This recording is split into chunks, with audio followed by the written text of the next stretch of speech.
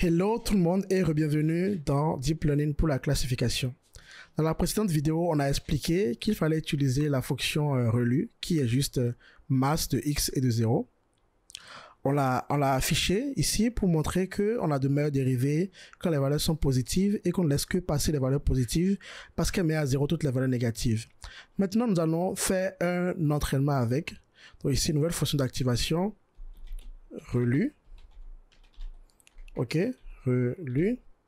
Et donc rectified, je l'ai dit, ça s'appelle rectified linear unit. Donc ça rectifie en fait, c'est une unité linéaire qui rectifie le neurone. Et du coup, nous allons réentraîner notre modèle. Donc, je copie ceci. Et à ce niveau, nous allons enlever le sigmoïde. Et on va utiliser relu en mettant seulement ça. C'est tout. Et on entraîne, on fait le même entraînement.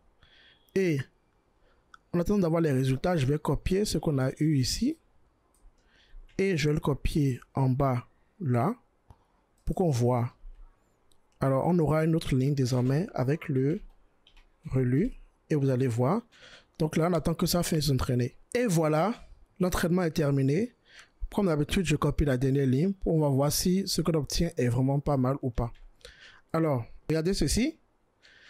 On n'a pas changé de loss, donc c'était toujours le cross entropie. Donc du coup, alors le loss, il a diminué apparemment. On a un accuracy d'entraînement qui est meilleur que le 81. On est à 85% désormais. Là, on est à 80% d'accuracy. On est maintenant à 84% d'accuracy. C'est vraiment super. Vraiment super. Vraiment, là, on a commencé à avoir des résultats vraiment impressionnants. Et vous pouvez être vraiment content et fier de vous par rapport à ce qu'on est en train de faire. Alors, ceci, on peut même l'entraîner un peu plus longtemps pour voir si ça va s'améliorer. Là, juste là, on a eu la même configuration, hein, 5 époques seulement, même learning rate, et on a eu l'augmentation de 0,58 à 0,84. Donc, ici, on peut décider d'entraîner un peu plus longtemps pour, par exemple, disons 20 époques. OK? Donc, essayons de voir. Avec, on va réentraîner pour 20 époques. Et pendant qu'il s'entraîne, je vais vous montrer ici.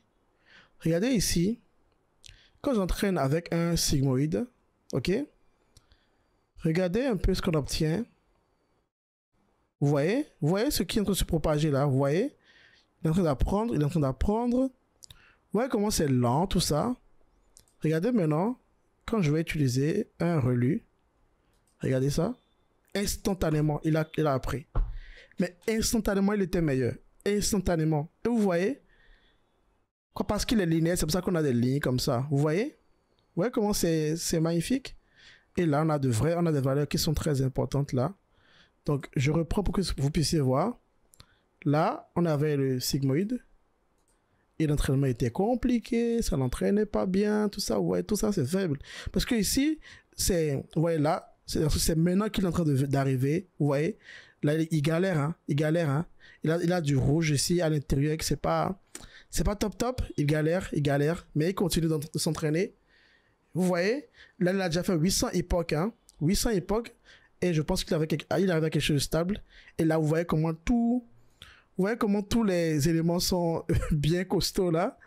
Et chaque neurone apprend quelque chose en fait, regardez. Chaque neurone fait une classification et c'est le tout mis ensemble. Je vous avais dit que on a d'abord une transformation des données, vous voyez. Apparemment, on dirait que cette connexion elle est très forte, celle-ci aussi. Vous voyez comment elles sont très fortes désormais. Et vous voyez le résultat final. Alors, je vais laisser ceci comme ça pour vous montrer quelque chose tout à l'heure. On laisse ceci comme ça pour vous montrer quelque chose tout à l'heure. Alors, si on revient ici, est-ce qu'on a fini de s'entraîner? Non. Bon, je vais couper à la partie où l'entraînement s'arrête. Et voilà, on a fini d'entraîner les 20 époques. Donc, je vais copier ceci pour qu'on puisse toujours comparer. D'accord? Donc, là, on a entraîné pour 20 époques au lieu de 5 seulement. Et on va comparer les résultats. Donc, ici, loss. Et je vais mettre à côté ici 20 époques. Donc là, on a le loss qui a encore diminué. Le accuracy d'entraînement s'est amélioré. Et le accuracy de validation s'est amélioré. Si on est passé à 87%. Là, on fait vraiment de très très bons progrès. Et c'est super. Vraiment, c'est magnifique. Alors, dans la prochaine vidéo, on va essayer encore d'améliorer nos résultats en faisant quelque chose de plus, puisque là, on a changé le loss, on a changé l'activation. Qu'est-ce qu'on peut faire d'autre pour améliorer notre modèle? On le verra ensemble dans la prochaine vidéo.